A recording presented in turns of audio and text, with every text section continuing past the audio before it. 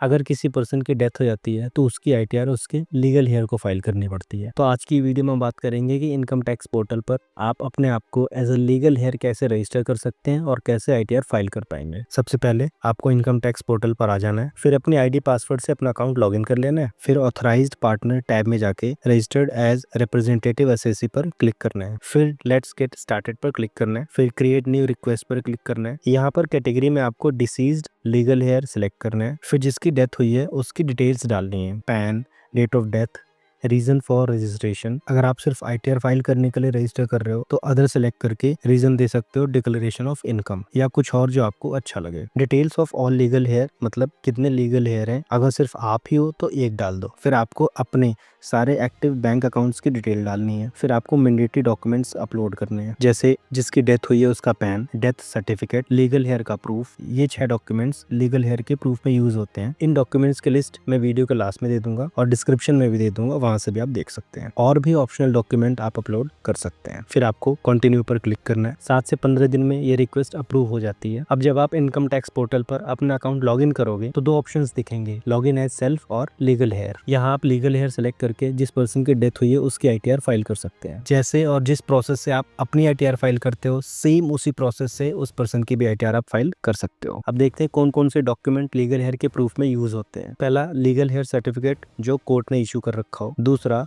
Legal hair certificate जो किसी local revenue authority ने इशू कर रखा हो। तीसरा, सर्वाइविंग फैमिली मेंबर सर्टिफिकेट जो किसी लोकल रेवेन्यू अथॉरिटी ने इशू कर रखा हो। चौथा, रजिस्टर्ड बिल। पांचवा, फैमिली पेंशन सर्टिफिकेट जो स्टेट या सेंट्रल गवर्नमेंट ने इशू कर रखा हो। और छठा, कोई ऐसा लेटर जो किसी बैंक या फाइनेंशियल इंस्टीट्यूट ने अपने लेटर हेड पे मेंशन करके दिया हो कि ये नॉमिनी है या फिर ये ज्वाइंट अकाउंट होल्डर थे जिस पर्सन की डेथ हुई है। अच्छा, कोई भी डॉक्यूमेंट अगर वर्नाकुलर लैंग्वेज में है, मतलब लोकल लैंग्वेज में है, तो आपको हिंदी या इंग्लिश में ट्रांसलेट करा के उसको प्रॉपर नोटराइज करके ओरिजिनल डॉक्यूमेंट के साथ लगाना है।